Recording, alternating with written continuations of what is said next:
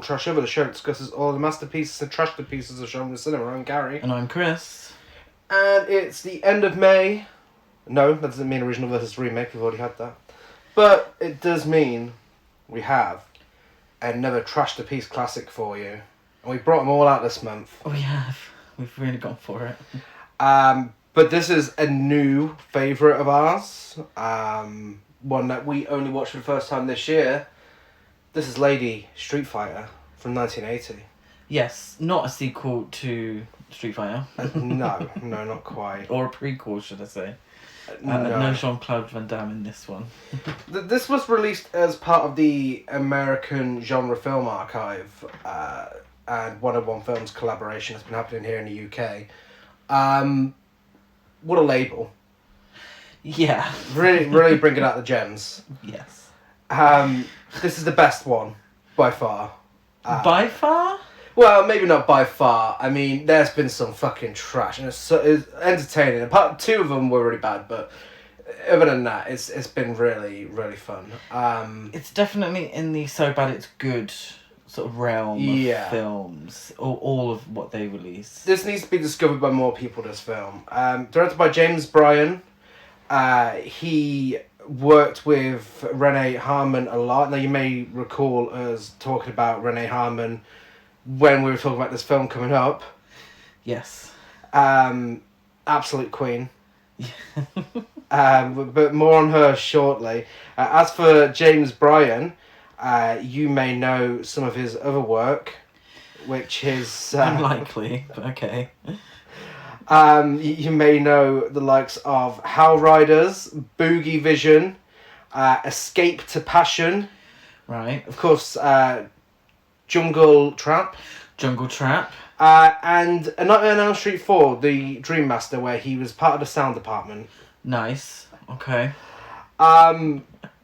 Yeah. I mean, what a filmography he's got. He also did Don't Go Into the Woods Alone. Can't really no, that's not nice a good about one. that. No. The Dirtiest Game, High School Fantasies. Right. I Love You Not. You know, he really, really was throwing out the bangers in the 70s and 80s. And then we've got Renee Harmon, who wrote this film and wrote a lot of the films that James Bryan did, as well as writing herself into the films, because that's queen behaviour. She's a prequel to Tommy Wiseau. She's really Tommy Wiseau's mum. She might be. The acting style is definitely similar. Like, there's no effort there whatsoever. No. Absolutely no effort. But she's wrote these really high effort roles, which just makes it hilarious to watch. And she's got this amazing, strong accent as well, which really adds to the acting. She also taught screenwriting at College of the Sequoias Community College in Visalia, California, which is fucking bizarre. Very bizarre. With someone who has written such terrible dialogue, who has acted so terribly in these films, to have the balls and the gusto to write a book as well on producing low budget films and making money. I don't think any of these made money. Yeah, I can't tell you the budget of how much it made. It's not known. To teach a class on screenwriting when you have written this dialogue and written a film that is so incomprehensible. Now, I don't think I'm a thick person. Not to big myself up too much, but I think I'm a rather clever person. I had no fucking clue what was going on in this film. So I don't know what she was teaching people. I'd have loved to have gone to that class. There certainly wasn't a lesson on plot holes and avoiding plot holes. What an experience that would be like. It would have been great. I hope she showed her films as examples. Oh yeah, here we go. The film was shot in 1975 under the title Deadly Games. This title was later changed to Laydeh Street Fighter to capitalise on the then hot martial arts movie craze. What do you think they were doing with the film for 5 years? Desperately trying to get someone to buy it, probably. Played at various times is the theme from The Good, the Bad and the Ugly. Yes. Uncredited, of course. Uncredited, of course. Yes. And the film ends with an unfulfilled promise. Watch for the return of Lady Street Fighter coming this fall. Now, it does happen. It wasn't that fall, but it does happen. Again, the audacity of them thinking they were going to get the sequel out in fall. Exactly. And they must have done that in 1975. Yeah. Yeah. Well, this film wasn't even released until 5 years later. No. Another 10 years later, we do get the return of Lady Street Fighter, but it's genuinely 11 minutes of new footage with Renee Harmon, with a new hairstyle, and talking about her missing sister. Yes. That's it. Yeah, that's it. And then the rest is made up of clips from the first film. Yeah, she's looking for her missing sister that dies within the opening scene of this film. But her missing sister in 1990's Return of Street Fighter is herself. She's referring to herself as her sister. It's very confusing. She also had the cheek to release a film called Run Coyote Run, which very similar in 1987. Very similar in the fact that it just features a lot of footage from this film. Run Coyote Run is a masterpiece because it doesn't just feature footage from this film. It's like a greatest hits compilation of Renee Harmon. Yeah. Like, literally, the entire film is made up is like a compilation of clips from her films with some new bits added here and there. So it makes it even more incoherent. We may have to do it for the podcast. Really? Maybe it's a double bill with Jungle Trap, so we've got more to talk about. Maybe. But I mean, yeah, she's very cheeky. I love it. I just love the fact that she thinks she can just do whatever the fuck she wants. And yeah, I mean, it's been picked up and released on Blu-ray to the masses. So. Well, yes. Yeah, getting into the film, exotic Eastern European beauty Linda Allen. I promise you, this is the official premise. Yeah. There's exact words. Flies into Los Angeles to track down the evil mobsters who tortured and murdered her sister. Meanwhile, the mobsters are trying to find a tape with information that would be incriminating to them. Linda's investigation deals with a pimp who may be the murderer she is after, and a helpful FBI agent who may not be the crime hunter he pretends to be. Cunning and deadly she is, but will she be up to the tangled web of corruption, violence, and death she falls into? Yes, she will. Yes, she will. The tangled web of this plot and screenplay. I mean, I feel like that's what happened in the film. Yeah, it's the whole fucking film and the premise. I've no idea. It's absolutely ridiculous. Also, the premise for Return of Lady Street Fighter as well. Yeah, Renee Harmon was born in Germany. She was. But I don't feel like that was a German accent she was given. No. Wherever Tommy Wiseau is from, it's wherever he's really from. It's also the same place. Yeah, I feel They don't like admitting where they're from, clearly. I feel like she was given a German trying to do an Eastern European accent. Yeah. And it just got muddled on the way. Renee Harmon, a beauty, of course. Yeah. Born in 1927. Oh my god. Which would have made her nearly 50 when this film was made. Absolute queen behaviour. She goes from looking in her 30s to looking like she's in her 50s between scenes. Yeah, we'll get more into that. It's true. This is what makes it so amazing. It is just an older lady going around fucking beating people up, but putting no effort into it. I mean, what more could you want? She's definitely... So, if she was born in 1927, her first film was Frozen Scream in the same year, 1975, but actually released in 1975. So, I don't know what she was doing up to that point. For the first 40-odd years of her life. That's still hope for me. I reckon she'd have an interest in history. Don't you? Yeah. I reckon there's a really interesting history there. Yeah, I think so. I'd love to see a documentary. I'd like to, she's released books on screenwriting and producing.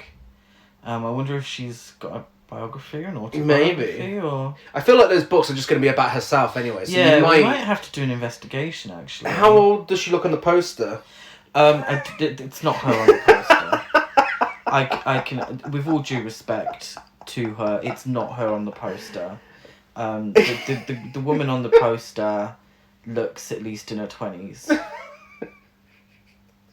She's got a cracking figure. She has. We're not saying, she slays an outfit, and we'll get into that. Continually insists on showing it off as well, so, exactly. You go, Renee Harmon.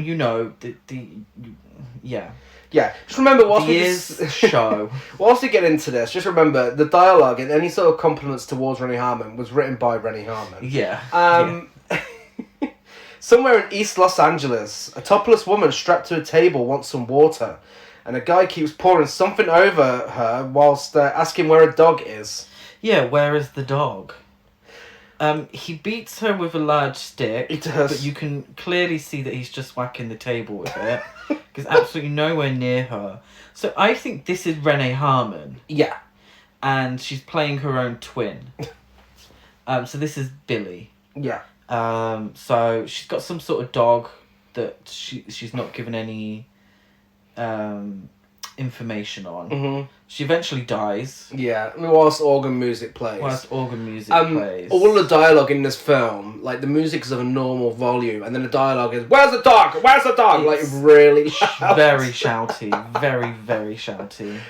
Some other guy changes the radio station, and the main theme starts playing as Linda walks through an airport and serves a look in a camp jacket with so many studs on it and a stuffed dog in her handbag. Yeah, so... It took me a while to realise this is what they meant by the dog. I thought they meant a dog. Like a real dog. Kind of looks like Sooty and Sweet, the dog. Snoopy, I think. Snoopy. Is that what they're going for? Looks a little like Snoopy. She's absolutely serving. She is. Studded black jacket and flares combo. She's given me Loretta Lynn meets Elvis. Not really the best outfit for doing some karate, but wow, she'll prove you wrong soon enough for that one. She's ambushed by a couple of hoodlums, but she manages to defend herself, doesn't she? She does. Well, yeah, so a guy escorts her into the car park, but someone tries to run her over, and she fucking throws him in front of the car. She does. The car continues to chase her. She swings from a bar on the ceiling, kicks the driver out of the car, and says, "I owe you this one, surely." Yeah. And then shoots him. Yeah, there's some mild kicks as well. they're slow kicks, aren't they? Yeah. She then yells, "Scram, scram," to the other guy as he runs away. And that's it. That's our introduction to Laydeh Street Fighter. She's not really street fighting, though, is she? She's fighting. Some sort of fighting. She's in a car park, really, though. A bearded man called Lem tells her to take the next plane back to Amsterdam. And he says, "I've been admiring you for a very long time." To which she says, "Shut up and talk." And he says, "You're a very exciting woman, just like Billy." And she says, "Billy's got nothing to do with it, now give." This entire scene, she looks like she's in a sad music video. And she really overdoes the lines. She's shouting. Like, why is she shouting? She's like, "Billy!" Well, yeah, she insists that Billy is clean and wants to know what game the other guy's playing. And he says it's inner office politics and Linda was set up. To which then she says, "Billy!" And he says, "They sliced off her tits." We get a flashback to a scene where her tits were very much not sliced off. Yeah. There's just like a piece of glass next to her. Yeah. I don't understand what was meant to have taken place in that scene. Lem and Linda's emotions are all over the place. Are. There's high highs and low lows. Yeah, this is when she walks by the harbour looking all sad. Yeah, it's like first he laughs at her dead sister. She's understandably upset. She then perks up and tells him that he will help her get to the top. He does and gives her a number of a pimp, and then tells her never to contact him again. She laughs, despite the dead sister, and the potential danger she may be in, and tosses his knife into the water. He calls her a bitch and vows to get revenge. Oh, it's even better than that. I mean, first of all, she says, "Why? I was just their bagman, a runner." She also says, "Shut up! God damn you!" Yeah, the emotion. But I'm talking about the emotions being. Oh yeah, no, they are. This is not during the dialogue. emotions. Yeah. And then when she throws the knife into the harbour, he says, "Hey, that's an antique. I'll get you, you miserable bitch." Yeah, her sister just died. Of course she's a miserable bitch. Like, I don't get what their relationship is at this point, and I still don't at the end of the film. I don't know if she got the number of the pimp, but I assume she got the number of the FBI agent. Yeah, Pollard. So Pollard. she got the number of him because we have an iconic scene coming up with a telephone call. Yeah. Soon. But the pimp, John the pimp. Yeah, I'm not sure what's going on there. I think she found him through. Who is John? John the pimp. Do we see him? Yeah, he asks the woman if she had fake tits. Oh, he is the pimp. Yeah. Oh, okay. Well, yeah, John the pimp, and then he points her in the direction of Max Diamond. Max the Diamond. Pimp. I thought Max Diamond was the pimp. Yeah. John's the pimp. Yeah, we get two pimps. Get two. There's a discussion about big organisations and master files going on between Captain Haberman and Pollard, who's part of the FBI. Yes. He's given a Just picture. talking shit. Well, he's given pictures of Linda, which I love because they're all really fancy, high quality headshots They of are. Renee Harmon. If you IMDb Renee Harmon, it's her photo Yeah. on IMDb, her headshot. He's told about Max Diamond and how he likes kinky parties, call girls, and all that stuff. Usually hangs out at the Go-Go Club. And then, in a very bizarre series of events, Linda calls the office for the FBI, asks to be put onto Pollard, Yes. and she says, "Hi, how about meeting me? I'm getting all excited just thinking about it." She's wearing a lacy... See-through nightwear. Yeah, she's wearing a lacy pyjama set that leaves nothing to the imagination. You can see right through. Bush is back in office. Yeah, she's got nothing on underneath. She's got nothing on underneath. She lifts a leg at one point, doesn't she? She starts feeling herself up And she's really, really feeling her oats, isn't she? Yeah. But what she's saying makes no sense. No, but then she starts fucking licking the phone. She does start looking for. She agrees to meet him at the Go-Go Club. Yeah. Around 9ish, and then puts the phone down before saying "see you." Can't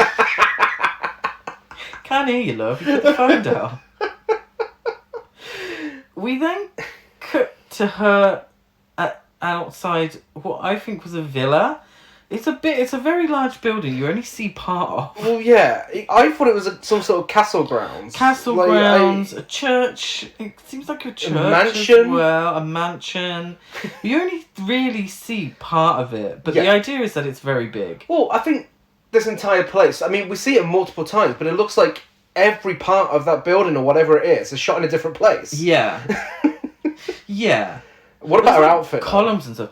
She's wearing a pink sequin dress. Silver heels. Silver heels. Yeah. This is something I would think Baby Spice would have worn back in the 90s. So she's way ahead of her time. She's way ahead of this film. I mean, everyone else is acting like they're in a stereotypical, like, cop drama. And she's just on a fucking other level to everyone else. Like, I don't know what film she thinks she's in. Another level or another planet. Yeah. Right? Which one? We then cut. She's staking out whatever. She's got a gun and she's doing whatever. She's doing a Jane Bond impression.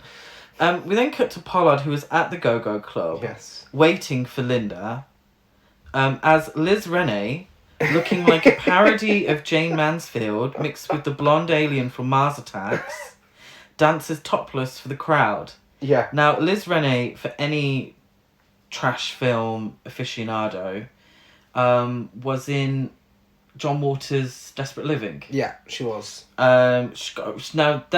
She's someone with a really interesting history. She's got ties to the mob. Yeah. I really want to read her biography. She also looks like... Who plays Mother Firefly in House of a Thousand Corpses? Oh, Karen Black. Yeah, she looks like Karen Black as well. Karen Black. She's giving Karen Black doing an impression of Jane Mansfield with her top off. Amazing scene. Scene. I don't know what the fuck she's doing. No. It's some sort of dance. It's not a go-go dance. It's burlesque, but like they didn't really have the prop. Well, burlesque, you know, I don't think they had the props to do proper burlesque. No. So she's kind of trying to do a burlesque dance. But she's just in her knickers and some Eventually. Eventually. It takes a while to get there, and then she starts waving a flag around. Yeah. She's living her best life, though, bless her. She's really having a good time on stage. I mean, everyone in the audience finds it hilarious, though. Everyone finds it hilarious at this point. Yeah. This is the beginning. We then cut to Linda, who now enters the villa. Yes, it's definitely nighttime. Definitely nighttime. Definitely nighttime. It's no way day for night. No way day for night. She enters I'm going to call it the villa because I don't know. That's just what I'm going to call it. She enters very slowly, like really, but not like stealthily, just slowly. And she's got a gun. We then go back to the Go-Go Club, and Pollard is asking questions. To the waitress, who's in a thong, isn't she? As Liz Renee continues to play with her nipples on stage. By this point now, we get the feeling she's been on stage a while. Yeah. And the crowd seems a little bored. But she's absolutely living her best life. She's feeling her oats. Even more than Linda did earlier. She's feeling her oats. She's having a great time. God bless her. But the crowd do seem a little bored by this point. I'm assuming she's been on stage for a very long time, just playing with her nipples for like an hour. Linda ends up in a shootout. To much confusion, Linda ends up in a shootout with the two hoodlums that tried to kill her earlier. Yeah. That she allowed to get free. Amazing shooting. Amazing. She's better than a stormtrooper because she doesn't even look where she's shooting. She's just going for it. But manages to hit both bad guys and kills one of them. She kills one of them. The other one ends up in a car chase with her and he shouts, "I'll get you, you stinking cunt." He does. Well, I'm confused. Why didn't she just kill him in the car? I know. She's gone all this way to kill them. Because this film needs at least 2 car chases. But she had, because it barely hits the hour and a quarter mark, so... It's a weird car chase because Linda... No, she does this in 2 separate cars throughout the film. I don't know why this is always available to her, but she flicks a few switches in the car that makes the camera speed up to make it look like the cars are going faster, but it makes his car go faster as well because he couldn't just do one of them. Yeah. It goes on forever. It does. Linda, get into the car. Linda runs like someone in a tight pink sequin dress and heels. The run is weird. It's camp is what it is. It's camp. The car chase ensues, and this day for night shooting renders some of the shots too dark to see clearly. The chase goes on a while, as Carrie explained, and what we get is the camera... the camera seems focused on the hoodlum's car. Yeah. So the hoodlum is in a white car chasing Linda in a black car. Yeah. So what we get is the camera seemingly in the car chasing Linda, but it's not because the car in front is a white car. Yeah. So it's like. But there's no car in front of that. So it's like, whose car are we in? Whose car is the cameraman in? And like you said about the day for night shooting, it's really inconsistent. So it looks like this chase takes place over a few days. It does. I mean, she drives him off the road eventually. So he's there and he's shouting, "I can't move my leg. There's gas all around.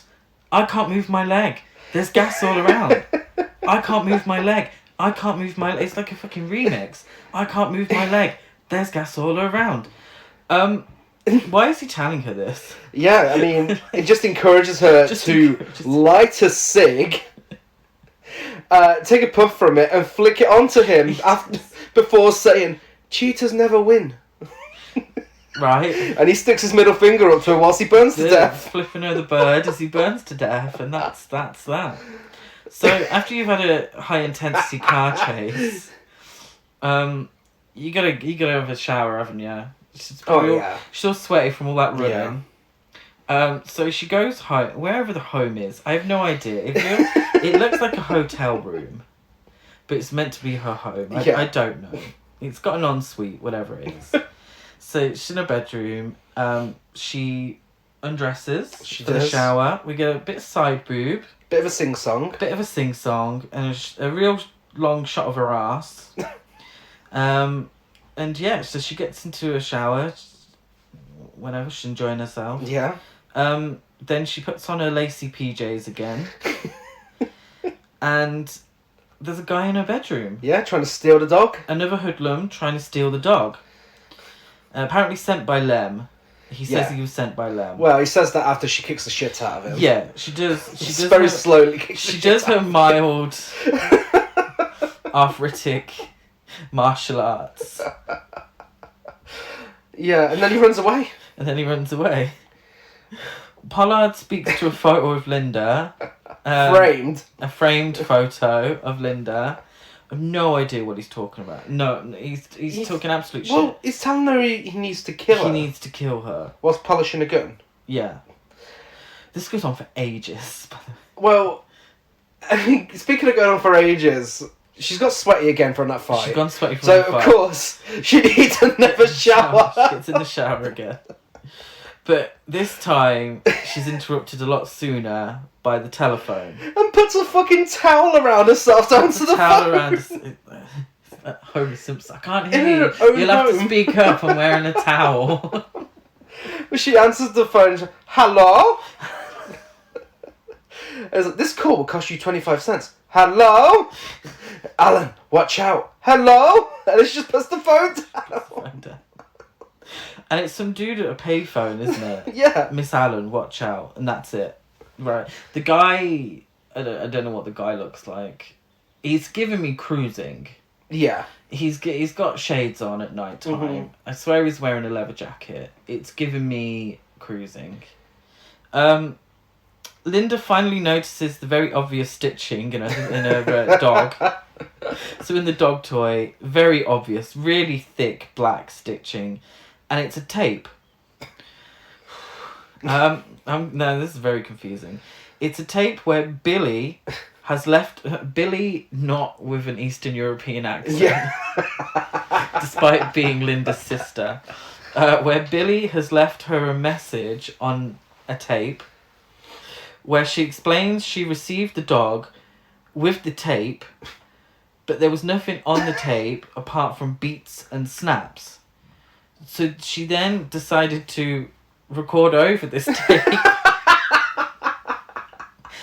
to tell Linda about the tape, but because she's recorded over it, we don't hear any beats and snaps. No! And how did she know she was going to die and the tape had to get to Linda? Like, what the fuck? I don't understand. Like, how did the dog get to Linda? This entire sequence is like the scene in The Room where we see Tommy Wiseau setting up a tape recorder. Oh, God. And we see every single second of it. This is exactly what happens here. This is way ahead of its time.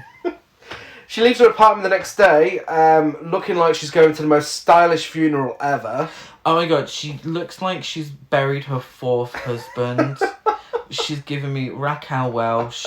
It's a stunning outfit. Massive hat. Huge hat. Pollard is trying to snipe her.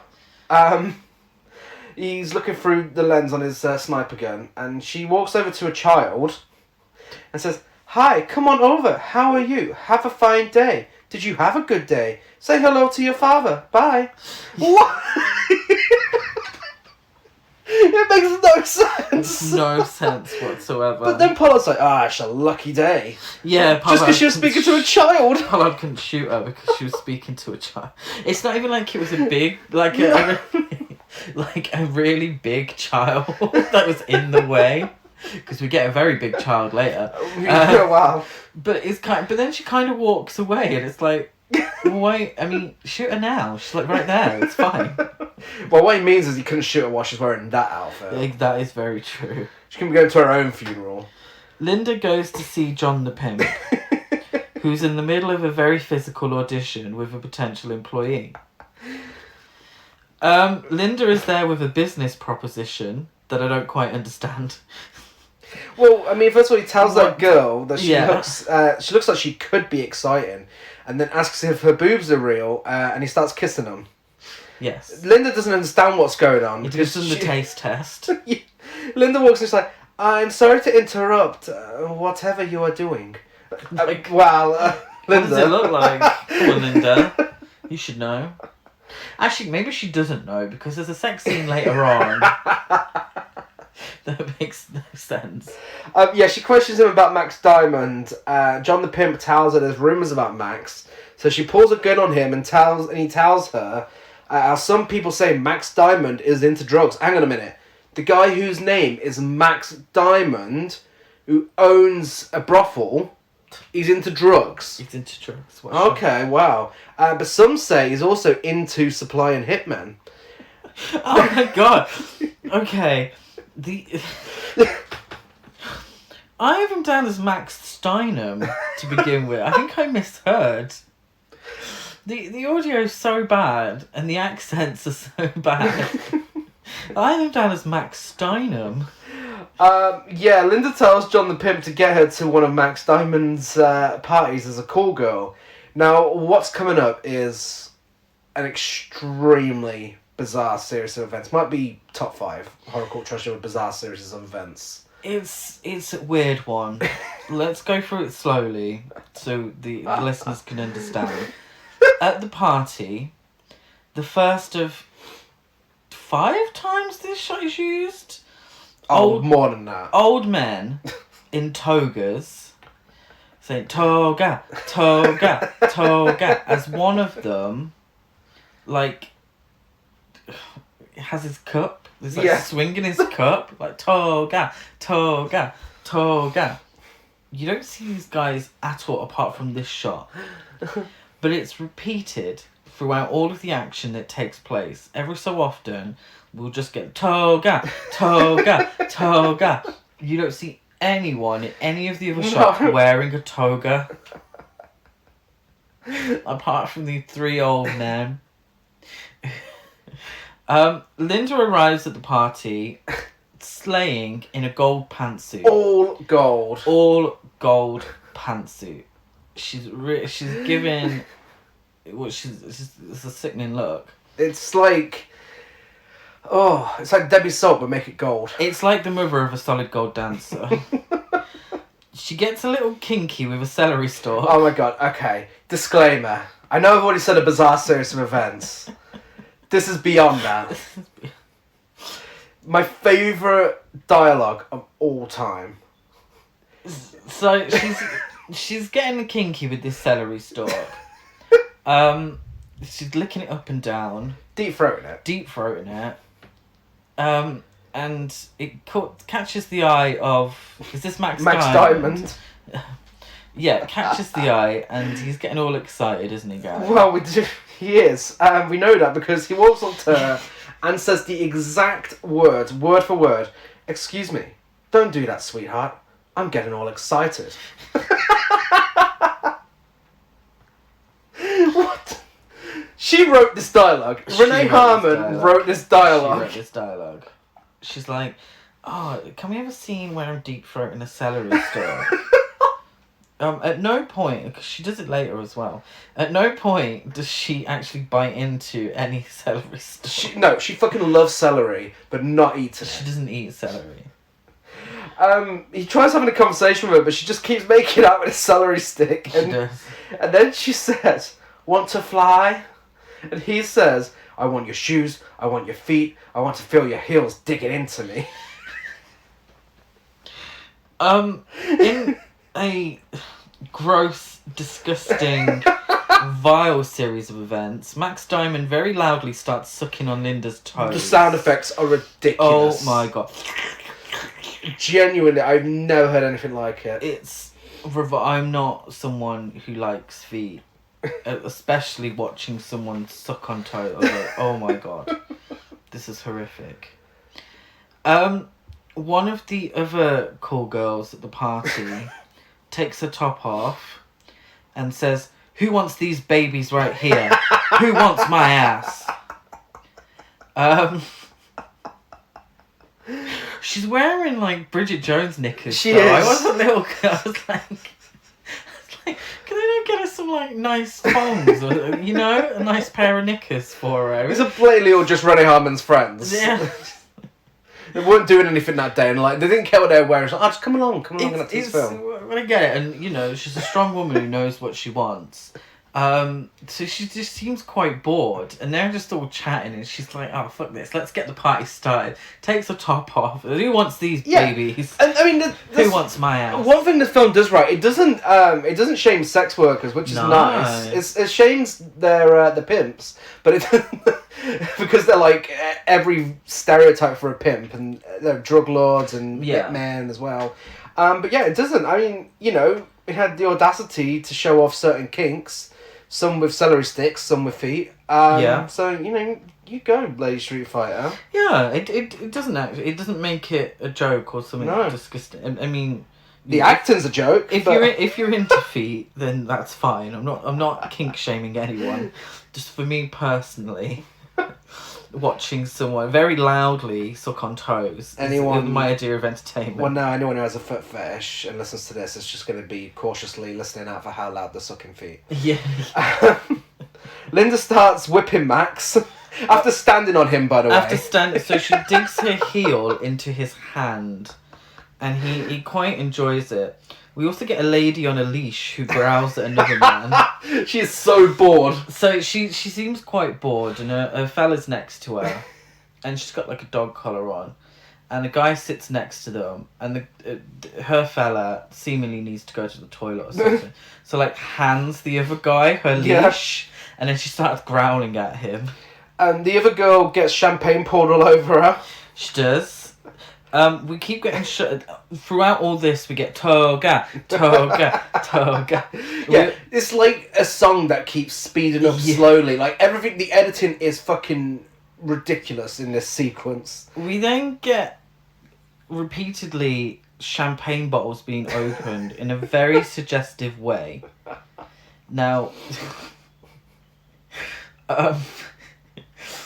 this is during the whipping, isn't it? Yeah. Mainly. So Max is getting whipped. He's really enjoying it. This goes on for a long time, much longer than it needs to go on for. And then just like she keeps whipping whilst he's on the floor. And then we keep getting shots of the champagne bottle opening. And it's clearly being wanked off this champagne bottle. And like all the bubbles coming out of it. And it's like, oh for God's sake. Come on, subtlety. So all this is going on. Yeah. Just when you think it couldn't get any more bizarre. We're then introduced to Inez, who goes over, and this is something that the film really gets wrong. Really, this is really insulting. And she's like, "Hi, I'm Inez. I love you." And saying this to Linda. Then Inez is... She says, "This is my dog, Bow Wowie. I love you." Yeah. So Inez has learning difficulties. Then the film isn't polite about it. It's not. In its use of word. Obviously, we're not going to repeat it in here. No, well, I mean, we could say the explanation we get from another character. A random blonde character. I'm not sure what relation she is. Max Diamond's wife, excuse me. Of course she is. She's a child. Mr. Diamond's daughter. Well, then, shouldn't it be her daughter as well? Exactly. She is 5 years old and always will be. Let's make one thing very, very clear right here, right now. The actress playing this 5-year-old, Inez, is not 5 years old. She is at least 25 years old. At least. What makes me laugh is that I don't even know... I mean, this character's played out as a protagonist, I feel like we're meant to like her.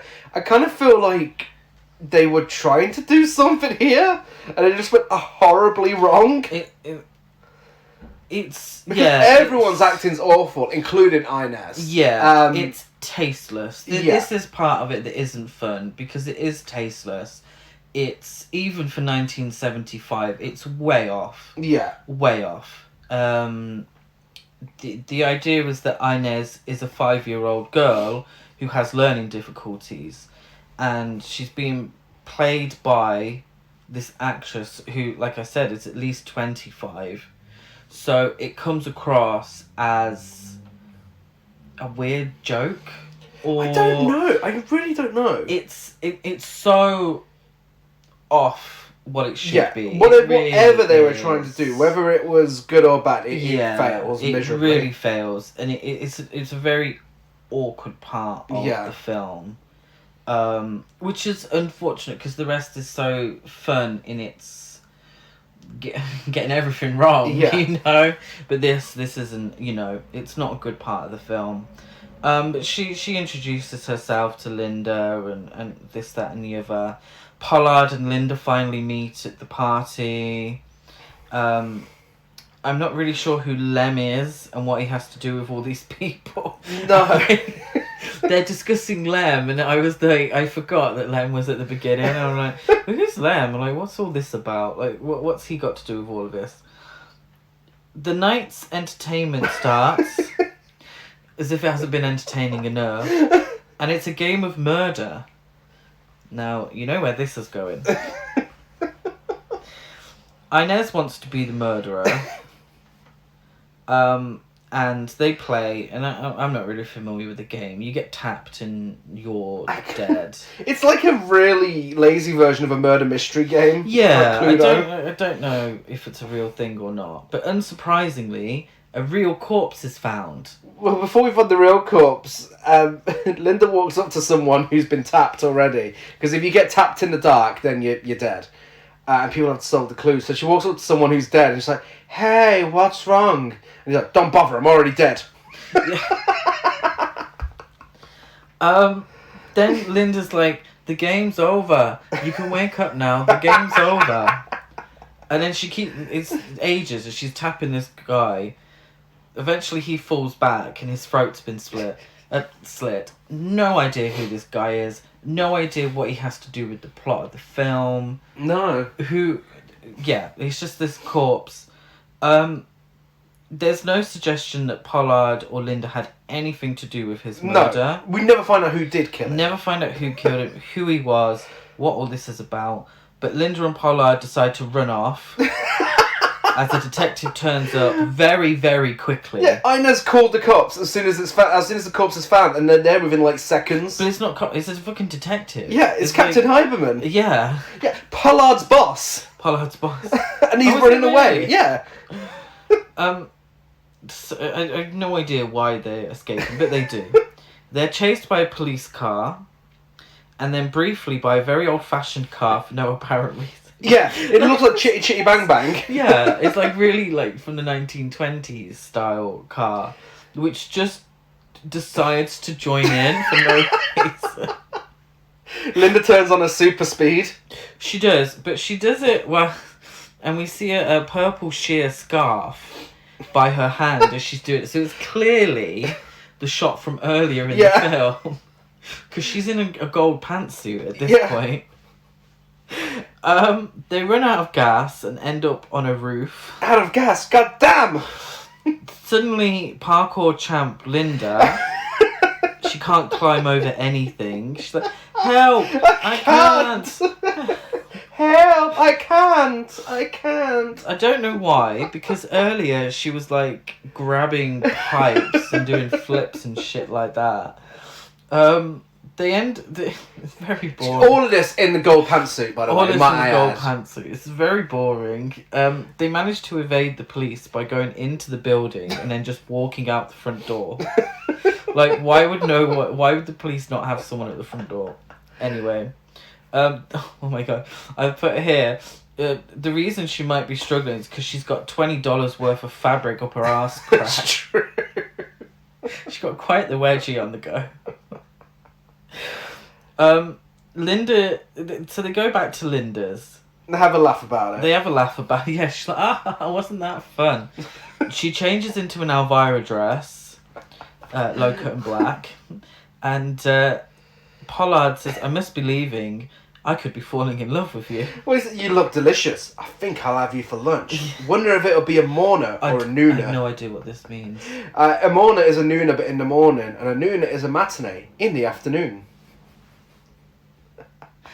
Right. She said, are you going to be looking at me all day long? Not a bad idea. She wrote this. She wrote this. She wrote this. I'm all about having confidence and such, and, props to her. Because she ain't lying. No. But it is a little like, you wrote this. None of this makes any sense. Yeah, so he's fallen in love with her, so he leaves. Yeah, he invites her to his friend's place in Malibu. Yeah. And then leaves. We then get another phone call. Hello? But this one, it doesn't say the 25-cent thing. Like, the conversation starts straight away. And for some reason, her hearing is terrible. It's like, hello? It's like, you know too much. Hello? You'll be killed just like your sister. Hello? She just puts the phone down. She does. Then Lem appears from the shadows and tells her she needs to stop or she'll end up dead like her sister. But there's two people that have warned her that she needs to stop or she'll end up dead like her sister. And same fucking dialogue within the space of 30 seconds. And he says to her, you have the prettiest face and the nicest legs and great tits. Again, she fucking wrote this. But then he just leaves. He just leaves into her kitchen. He just walks into her kitchen. But seemingly leaves the scene. And then she says, what a kook. They're all kooks. Max Diamond, his kinky games, and I-ness. What the fuck is she doing? No. Well, harsh.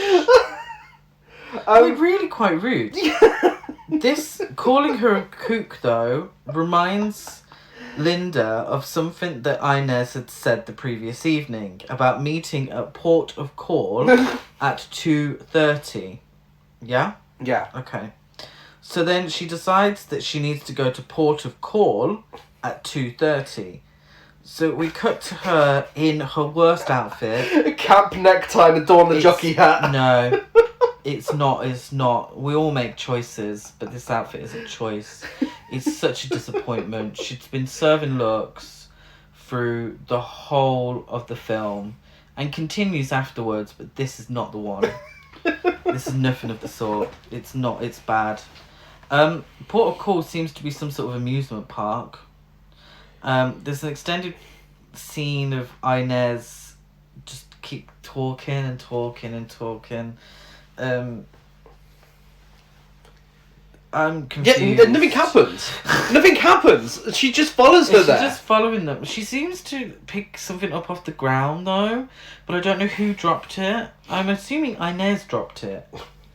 But I'm not sure what it is. We then cut to Linda and Pollard at the Malibu home. Like nothing ever happened with that scene. And they have, I swear, the most boring sex scene I have ever seen in a film. Well, they've got a big basket of groceries on the bed. They do. First, including, you guessed it, celery sticks. Yeah, oh god, yeah. He talks about falling in love with her again. She starts sucking off the celery stick. Yeah. So first of all, they make out clothed, and she's moaning. Yeah. Next minute, they're naked in bed together. They're having a hug. But then they start moving around, and it looks like he's on top of her, and they're getting it on. Yeah. But then she says, do you want to make love to me? And he says, what do you think? She's like, I don't know. It looks like you've already had sex. Yeah. You're both naked, he's on top of you, you switch over, what's going on? And then he just kind of rolls back over, and that's it. Yeah. Then they have a romantic walk on the beach together whilst discussing a safe. Linda's in a leopard print swimming costume. She is. Pollard is in a shirt and boxers. Well, it's in Speedo, isn't he? I'm assuming they're meant to be Speedos. She gives him the safe combination. Now, obviously it's been a long time since he was polishing his gun and saying I was going to kill Linda, so yeah. It's easy to forget that this was even a subplot. But then he tries stealing it from her, and she's like, give back to me. He hands her a plank of wood and says, you could knock me out from behind with this, but you wouldn't do it. She does. She does. But then he gets back up and knocks her out. And I should have said a bizarre series of events, because I don't know what the fuck is going on here. No. Lem finds her somehow Then he drugs her at his place, puts her in a car, explains that he's a hitman and she's a job like any other job. Now she's in a white dress thing with rainbow sleeves. Yeah. She said gay rights and put this dress on. Yeah. Whilst knocked out. Yeah, I'm confused. There's also talk of Assassins Incorporated, which is the most ridiculous name. What a fucking awful name. So as far as I know, Pollard, Lem, maybe Max Diamond all work for Assassins Incorporated. Assassins Incorporated. But Pollard is an FBI agent. As well, yeah. He may be undercover, I'm not sure. Someone's not happy about this though, are they? No, who? Two random guys who start trying to run into Pollard whilst he's driving. So I feel like I missed something, but I don't think I did. No, you didn't. You didn't. It's just randomly happened. Yeah. I mean, they might be part of the Renee Harmon fan club, and that's why they're beating him up. But literally, they get out of the car to solve it like real men, like Ronnie Pickering. And two guys get out of the car and they beat him up whilst calling him a double-crossing arsehole. And then they run his car off the edge of the cliff that he's standing by. Yeah. And then a helicopter flies past and shoots the guys. Yeah. Don't know who's in the helicopter. This scene interrupted Lem about to give a much-needed explanation. Because he was literally like, oh, okay, I'm sure you're confused now. And I'm like, yes, I am, Lem. I could do with an explanation. So I'll give you the explanation. Starts, and then it's cut. And then we cut to Pollard, which makes it even more confusing. Yeah. I am confusion by this point. The scene did not need to happen. I don't know what was going on. I don't know who the two guys were. Lem stops for gas. Linda writes on a cup, help. Looks at the gas attendant. The guy, eye contact. She throws it out the window. And then he picks it up and says, damn tourists littering. Throws it away. Lem explains to her very calmly. I don't know why she's asking for help now. I mean, they seem like best of friends again. Yeah. He explains that Pollard put a contract out against Linda and that he has to die anyways because he might betray Assassins Incorporated because he works for the FBI. Mm-hmm. That's apparently where we're at. Lem takes Linda to Max Diamond to get Assassins Incorporated's master file. He then shoots Max Diamond, his wife, and Inez. Yes. Obviously for shock value. And then holds Linda at knife point and tells her to take off her dress and unzip his fly. She doesn't do this. Instead, she kicks the shit out of him and stabs him with a sword. That comes out of nowhere. Yeah. Well, where does the gun go? I don't, yeah. So he kills Max's wife and Inez because Linda pipes up and says, oh, I know where it is. So he doesn't need them anymore. So it's all Linda's fault. He's like, show me the safe, thinking that only Max Diamond knows where the safe is. And Linda, she's like, no, I know where it is. You don't need these. And so he shoots them. Then the gun disappears wherever it goes. It's a shotgun as well. Yeah. It disappears and he has the knife and he gets stabbed with a sword. Linda goes to the villa. Back to the villa. No, Chris, they were in the fucking villa. This is what I said. Oh, this is genuinely, this is genuinely another room in that fucking place. Oh. This is like the main room. So, you know, when she was going through all those corridors with all the boxes and everything that looked like a warehouse, that was in the villa as well. Good gracious. Fucking hell. So, she meets Pollard there, wherever she went earlier, in the cellar. And they're both after the microfilm. Yes. But I didn't think it was a microfilm. I thought it was a master copy of Assassins Incorporated's master list. Is that on a microfilm? Where does this tape come into it? What was the tape all about? In the dog, because they wanted the dog for the tape. But they never got the dog in the end. Well, there was nothing on the fucking tape. There was nothing beats and bops or whatever. Yeah, which I'm assuming was some sort of code. But then Billy just recorded over it anyway. Anyway, Pollard and Linda are at the same place at the same time trying to get the same thing. Whatever the fuck this thing is. He tells her he loves her again, and stupidly she believes him. As they set up some sort of explosion with dynamite to cover evidence of some sort. I have absolutely no fucking clue. Yeah, he has dynamite with him. He puts it down. Looks like he sets it off. Yeah. But then she sets the fucking place on fire. Yeah. And it's like, whoa, what are you doing? That's dynamite. We've got to get out of here. Yeah. So what do you think's going to happen with the dynamite anyway? And but it's going to happen a lot sooner than anticipated. What I'm confused by is, where the fuck's the safe? I know. At no point do you see... Was it not in the budget? Why would you write a safe into the film when you don't have the budget to find... Like, rent a safe? Can you rent one? Or just find in the props department a safe? Well, I mean, they built a toy house that they set on fire during the scene. They could have just built a safe. Yeah. It looks very cheap. But they go outside and Haberman shows up.